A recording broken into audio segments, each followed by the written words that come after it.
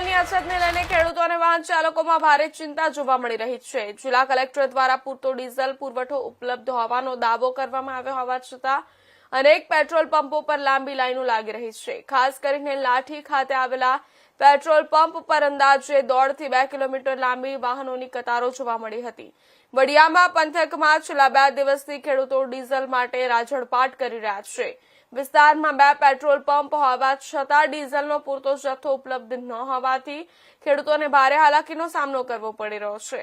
ટ્રેક્ટરો અને અન્ય વાહનો સાથે ખેડૂતો વહેલી સવારથી જ લાઇનમાં ઉભા રહી ડીઝલ મેળવવાનો પ્રયાસ કરી રહ્યા છે। ખેડૂતોનું કહેવું છે કે ચોમાસા પૂર્વે ખેતીના કામો માટે ડીઝલ અત્યંત જરૂરી છે, ત્યારે સરકાર અન્ય ખર્ચા ઘટાડીને ખેડૂતોને પૂરતું ડીઝલ ફાળવે તેવી માંગ ઉઠી રહી છે। બીજી તરફ ડીઝલ ન મળતા વાહન ચાલકોને પણ દૈનિક કામકાજમાં મુશ્કેલીઓનો સામનો કરવો પડી રહ્યો છે।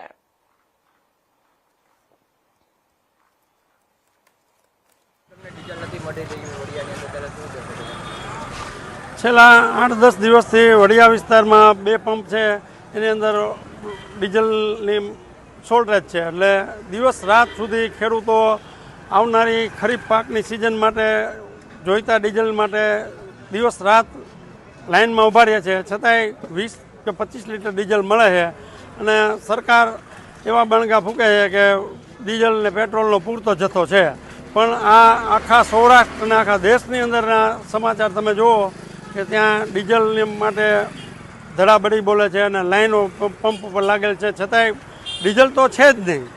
લાઈન લાગી છે, ડીઝલનું વિતરણ તો ચાલુ જ નથી। આ સરકારની પોલ છતી કરે છે। સરકાર પોતે આ બાબતે નક્કર પગલાં લઈ અને તાઇફાઓ બંધ કરી અને જરૂરિયાત માટે ખેડૂતોને આવનારી ખેતી બચાવવા માટે ડીઝલનો પૂરતો જથ્થો મળે એ માટે પ્રયાસ કરે એવી સરકારને વિનંતી।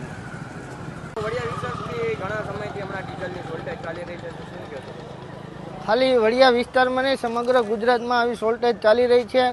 સરકાર બંગણા ફૂંકે છે કે ડીઝલ પેટ્રોલની અછત નથી, તો અછત ન હોય તો એટલી બધી લાઈન ક્યાં જોવા મળે છે?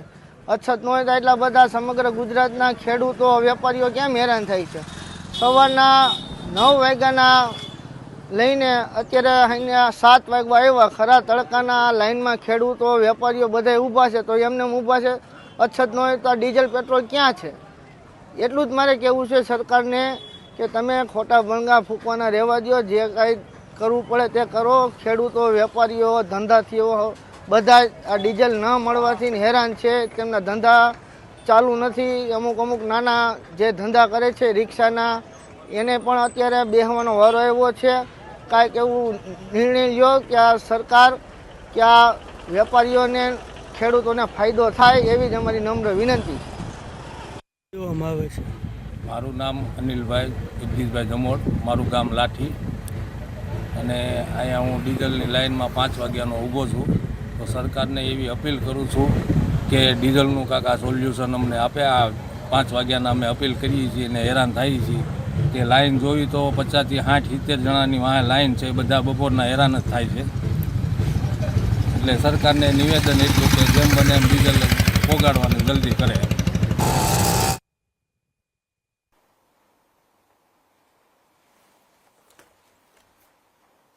સમાચારમાં આગળ વાત કરીએ તો મિડલ ઈસ્ટમાં ચાલી રહેલી પરિસ્થિતિ